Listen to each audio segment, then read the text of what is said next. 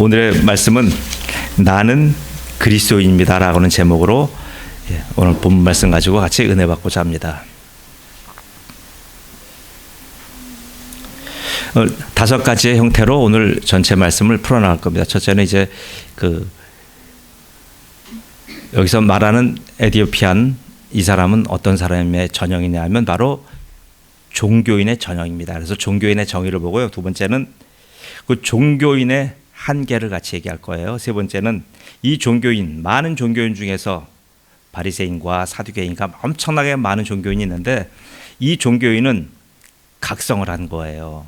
각성을 하고 이 종교인은 구도자의 길로 들어섰습니다. 대단한 거죠. 그래서 네 번째는 어떤 걸 얘기할 거냐면 왜 그 에디오피안이 이렇게 바뀌었는가라고 하는 그 근거를 봅니다. 근거는 바로 부르심이죠. 예수님의 부르심이에요. 네 번째, 다섯 번째는 그리고 이 부르심 결과 이 구도자가 이 종교인이 어떻게 바뀌었습니까? 증인으로 바뀐다고 하는 사실에 대해서 오늘 간략하게 같이 말씀의 은혜를 받고자 합니다.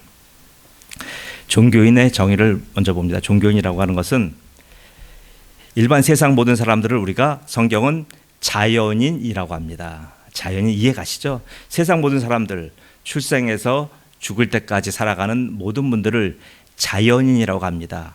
이 자연인, 다양한 사람들이 많습니다. 그 자연인들 중에서 가장 고상한 사람들, 가장 정신적인 가치와 영혼의 문제, 내적인 아주 심오한 문제를 추구하는 분들이 계셔요. 그런 분들을 뭐라고 얘기합니까? 바로 종교인이라고 합니다. 그래서 어떤 사회, 어떤 나라, 어떤 계층이든지 간에 종교인들은 존중받아요. 보세요, 여러분. 종교인들이 존중받지 않는 사회는 없어요. 그런 종교인들 중에서 오늘 대표적인 인물이 바로 오늘 한 에디오피안입니다. 이분은 여기서 특별히 이름이 언급되질 않아요. 너무나 안타깝죠. 여러분, 우리가 이름을 알면 얼마나 좋겠어요. 그러나 성경은 그 사람의 이름 관심 없는 거. 왜요? 그는 모든 종교인을 대표하는 사람이기 때문에 그냥 한 에디오피안 이렇게 표시한 거예요. 자, 그래서 이 사람은 이 보통 자연인들 중에서 최고의 경지까지 올라가 있는 그런 분이에요. 그런 한 종교인입니다. 이런 종교인이 오늘 자기가 그 종교인의 삶을 살아왔지만, 그리고 또 하나 뭡니까? 종교인이라고 하기에는 그는 다른 직업이 있지만 다른 직업을 자기의 생업으로 가지면서 그의 내적인 종교적인 열망은 그 당대의 모든 직업을 종교로 삼는 종교인들보다도 더 탁월한 거예요. 종교인이 우리가 볼 때는 그 종교로 직업을 가는 사람이 있고 그 종교가 있지만 종교 말고 자기의 직업이 있는 사람들 있잖아요. 바로 이 한 에디오피아인은 그런 사람이에요. 그 종교를 직업화하진 않았지만 이분의 종교성은 일반적인 종교인을 능가하고도 남는 그러한 종교를 가졌어요. 종교인이에요. 자, 근데 이 사람이, 이 종교인은 한계가 있어요. 이 종교 가지고 어느 정도까지는 올라가고 어느 정도까지는 모든 문제가 해결된 것처럼 보여요. 여러분, 세상에 많은 종교인들 있잖아요. 아주 탁월한 방송과 유튜브에 나오는 종교인들 몇몇 분들 보십시오. 그분들한테 가면 문제가 다 해결되잖아요. 어떤 질문이라도 던지면 척척 대답하여서 사람들에게 아주 정답처럼 얘기하잖아요. 그것뿐이에요. 자, 그런데 오늘 이 종교인의 한계는 뭡니까? 종교인, 예수님께서 분명히 말씀하셨어요. 뭐라고 말씀하셨냐면 예수님께서 나더러 주여 주여 하는 자마다 다 천국에 들어갈 것이 아니요 다만 하늘에 계신 내 아버지의 뜻대로 행하는 자라야 들어가리라. 마태복음 7장 21절이에요. 이게 종교인의 한계입니다. 종교인은 이 땅에서 존경받고 존중받고 가장 사심이 없는 사람들처럼 비춰지지만 이들의 한계는 뭐예요? 주여 주여 하는 자들마다 천국에 들어가지 못한다고 예수님 분명히 말씀하셨어요. 이게 그들의 한계예요.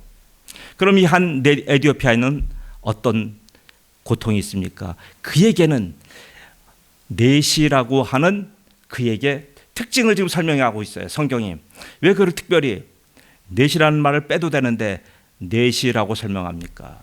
여기에 굉장한 함의가 있습니다. 사실 지금 여기 8장까지 지금 오시면서 여러분 보았겠지만 가장 중요한 두 단어가 그거예요. 하나는 증인이고요. 또 하나는 내시예요. 가장 중요한 두 단어입니다. 하나님을 떠난 모든 사람들의 삶을 자연인이든 종교인이든 그런 사람들은 결국 열매 없는 삶이다라고 하는 측면에서 내시라고 표현하는 거예요. 그럼 하나님의 사람들은 어떤 사람들이에요? 그런 사람들이 사회적인 계층이 낮든지 수입이 적든지 아니면 내세울 곳이 없는 여러 가지 장애가 있든지 간에 상관없어요. 그는 열매 맺는 인생이라는 뜻이에요. 그래서 그는 증인의 삶을 사는 겁니다. 그래서 여기서 가장 중요한 지금 8장까지의 중요한 두 단어가 바로 내시와 증인이에요. 내시는 뭘 말한다고요? 종교인을 말하는 거예요. 종교적으로 얼마나 풍성하고 종교적으로 자기가 많은 일들을 자기가 감당하지만 열매 없는 인생, 그는 내시인 거예요. 자, 그런 한계가 있습니다. 그런 한계가 있다 보니 이 사람은 자기 육신적인 한계와 함께 자기의 내적인 한계를 같이 만난 거예요. 이게 은혜잖아요. 여러분이 세상 사시면서 삶의 여러 가지 어려움과 고통들 겪잖아요. 그거 겪을 때 어떻게 됩니까? 그거 겪을 때 우리는 주님 앞에 돌아가요. 주님, 제가 이러한 혼란과 이러한 아픔이 있습니다. 저에게 지금 이걸 헤쳐나갈 만한 지혜와 힘과 능력을 부어주십시오라고 주님 앞에 달려오잖아요. 그래서 그리스도인에게 환난과 어려움은 축복이에요. 왜요? 그것 때문에 기도하고 그것 때문에 나오잖아요. 오늘 한 에티오피아는 그렇게 된 거예요. 이 종교인을 상징하지만 그 종교 중에서 가장 고상한 지금 입장에 놓여 있지만 그에게는 치명적인 결함이 있어요. 육신적인 내시라는 것과 함께 영적으로 종교인의 한계에 부딪혀 있는 거예요. 이 한계를 극복하고자 그가 어떻게 취한 행동은 뭡니까? 바로 그는 예루살렘으로 돌아가자. 예루살렘으로 올라가자. 시편의 말씀 보면 계속 그렇잖아요. 우리가 하나님의 전으로 올라가자. 이 에티오피아인은 하나님의 전으로 올라가는 대장정의 여행을 나선 거예요. 왕복 3,000km가 넘습니다. 5개월, 6개월이 걸립니다. 이 일을 감행한 거예요. 얼마나 이분이 한 종교적인 열정이 특심하고 대단한지 성경이 사도행전 8장에 이렇게 자세하게 상수를 하고 있잖아요. 그가 올라왔습니다. 그가 올라와서 이 자기가 지금 이 구도자의 자세를 가지고 지금 바로 찾아왔어요. 예루살렘을 두드려요. 많은 종교 지도자를 만났어요. 만났지만 거기에서 어떤 해답도 찾지 못했습니다. 해답을 찾을 방법이 없는 거예요. 자기가 볼 때 가장 종교적으로 우월하고 이 세상에서 가장 경건한 분들이 모여있는 저 예루살렘 가면 인생의 문제, 자기가 가지고 있는 이 종교의 한계 문제 해결할 줄 알았지만 해결이 안 되는 거예요. 거기서 본 것은 뭡니까? 거기서 본 것은 자기와 똑같은, 오히려 자기보다 더, 자기는 그래도 종교를 직업으로 갖지 않았지만 종교를 직업으로 가지면서 그 종교를 이용해서 엄청나게 치부하는 악덕 종교인들만 예루살렘에서 보았던 겁니다. 그래서 그는 실망하여 내려가잖아요. 그게 바로 오늘 이 에티오피아 사람의 지금 고민과 아픔이에요. 그런데 하나님께서는 이 사람을 어떻게 하신다고요? 이 사람을 부르신 거예요. 이 사람을 외면하지 않았어요. 이 사람의 이 안타까움과 이 사람의 발버둥침과 이 사람의 그렇게 지금 힘들게 고생하는 그 내적인 갈등을 하나님은 보신 거예요. 그래서 하나님은 그에게 뭐예요? 그 부르심, 하나님의 부르심을 그에게 전달해 주는 거예요. 하나님의 부르심 뭐예요? 하나님이 그에게 들려주신 말씀이에요. 우리는 여기서 성경을 통해서 우리는 유추할 수가 있습니다. 레위기 26장 12절 말씀이에요. 나는 너의 하나님이 되고 너희는 나의 백성이 되리라. 분명히 말씀하셔서, 그래서 이 말씀에 근거하여 자기가 유대인이 된 거잖아요. 유대교에 가입했잖아요. 그런데 자기는 이 말씀대로 분명히 부르심을 받고 왔지만 어떠한 응답도 받지 못했어요. 이사야 55장 1절 말씀입니다. 오라 너희 모든 목마른 자들아 물러 나와오라. 돈 없는 자도 오라. 너희는 와서 사 먹되 돈 없이 값 없이 와서 포도주와 젖을 사라. 은혜로의 초청이에요. 이 초청 말씀 듣고 이 부르심에 듣고 이 에디오피아인은 바로 달려온 거예요. 바로 저 음성 듣고 하나님이 저에게 예비해 놓은 하나님의 저 고귀한 저 땅에 내가 가고 싶다. 하나님의 저 부르심에 내가 들어가면 내 인생의 근본적인 문제가 해결될 것 같다라고 해서 왔어요. 와서 많은 곳을 만나보고 많은 사람을 만나보고 탐문한 결과가 결국은 실망인 거예요. 실망해서 그는 결국은 돌아가요. 돌아가는데 이때 돌아가는 그의 모습을 보고 하나님 안타까워하셔서 그에게 어떻게 해요? 빌립을 보내주잖아요. 주의 성령이 바람처럼 역사하는 거예요. 주의 성령이 급하고 강한 바람 같은 성령께서 역사하셔서 성경은 그 성령이 역사하시는 장면을 가지고 상술하지 않습니다. 갑자기 빌립을 가사로 보냈고 갑자기 빌립을 마차로 실었고 갑자기 빌립을 마차에서 사라지게 하셨어요. 자세히 얘기하지 않습니다. 왜 그렇습니까? 성령이 하셨기 때문에 그래요. 성령이 그 일을 진행하셨고 주관하셨고 성령이 빌립을 사용하셔서 이 한 종교인에게 지금 복음 전하기 위하여 이렇게 지금 성령이 나선 거예요. 그래서 성령이 그에게 복음 전해서 그가 결국 어떻게 됩니까? 거기서 만난 복음이 누구예요? 예수 그리스도잖아요. 이사야 53장 말씀이잖아요. 한 어린 양을 얘기하잖아요. 도수장으로 끌려가는 모든 죄를 안고 끌려가는 한 어린 양 예수 그리스도를 빌립을 통하여 들었어요. 거기서 복음을 만난 거예요. 거기서 생명 대신 예수를 만난 거예요. 그래서 어떻게 됩니까? 바로 한 에디오피아인은 지금 다시 가던 길로 갑니다. 돌아갑니다. 다시 자기의 땅으로 돌아가지만 이제 그는 어떤 심정으로 돌아가요? 어떤 사람이 돼서 돌아갔습니까? 이제 그는 더 이상 구도자가 아니에요. 그는 더 이상 종교인이 아니에요. 그는 더 이상 열매 없는 내시가 아니에요. 이제는 자기가 아무리 생산하고 싶어도 생산이 끊긴 내시가 아니란 말이에요. 그는 이제 자기에게 복음 전해준 저 평범한 가이사라 거기서 살았던 빌립과 같이 자기는 증인이 되러 돌아가는 거예요. 이게 성경이에요. 이게 바로 교회입니다. 교회는 자연인이 교회에 올 수 있고 종교인이 교회에 올 수 있어요.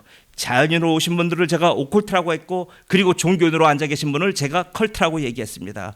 교회 안에는 오컬트와 컬트가 같이 앉아 있는 거예요. 겉봐선 몰라요. 그런데 여기에는 왜 교회 안에서 계속 복음을 전해야 되는 이유가 뭐냐 하면 바로 이 안에 있는 사람들의 출신 성문 때문에 그래요.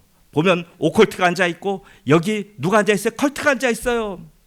미신적인 기독교를 가지고 오는 분이 앉아 계시고 그리고 종교적인 그 뜨거운 열정을 갖고 오고 종교적인 분위기를 좋아하는 분들이 앉아 계셔요. 그분들이 앉아 있기 때문에 그분들을 전부 다 증인으로 바꾸는 것이 바로 목회자의 사명이며 복음의 역할입니다. 여러분 모두는 저는 증인되는 삶 살기를 축복합니다. 증인되지 않으면 성경은 여러분의 나중 일생을 정리할 때 뭐라고 얘기합니까? 한 에디오피아인 넷이라고 표현하는 것이 아니라 한 한국인 은혜빛교회 성도 그러나 뒤는 넷이 이렇게 표시하는 거예요. 여러분, 여러분의 이력서에 여러분의 생명록에 오른 그 명단 끝에 생명 없는 넷이라고 써 있다고 한다면 여러분 어떡하시겠습니까? 그럼 여러분은 평생 실수하신 거예요. 신앙생활을 제대로 하지 않은 거란 말이에요. 그런 자가 그리스도인입니까?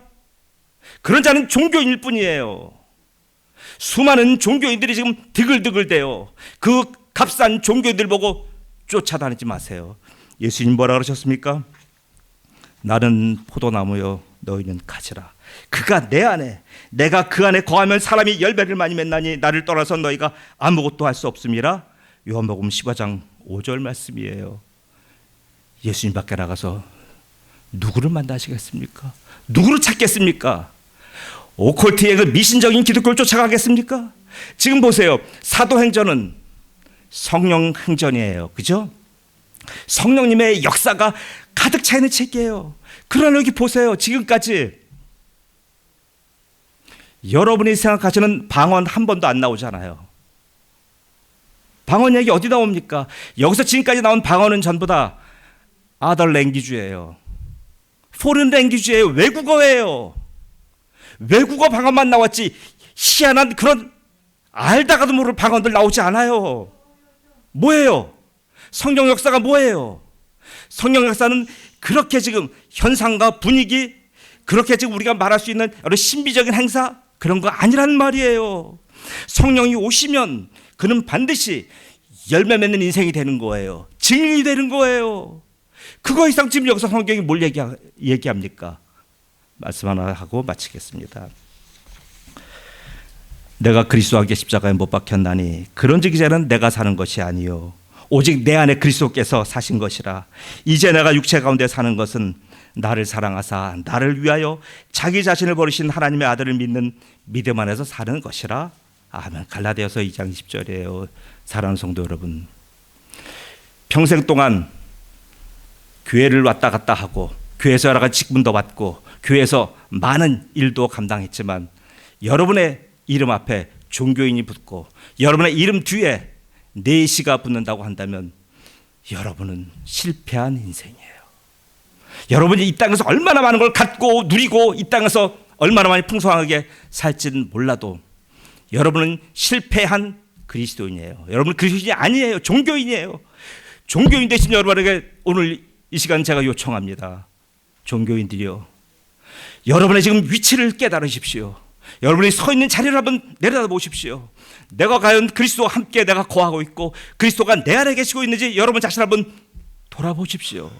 그래서 만약에 지금 여러분은 나는 종교인이 아니고 나는 그리스도인입니다, 나는 증인입니다라고 말하고 계신다고 한다면 그분은 착하고 충성된 종이지만 자신 있게 말 못할 여러분들은 지금 다시 한번 돌아보셔야 돼요.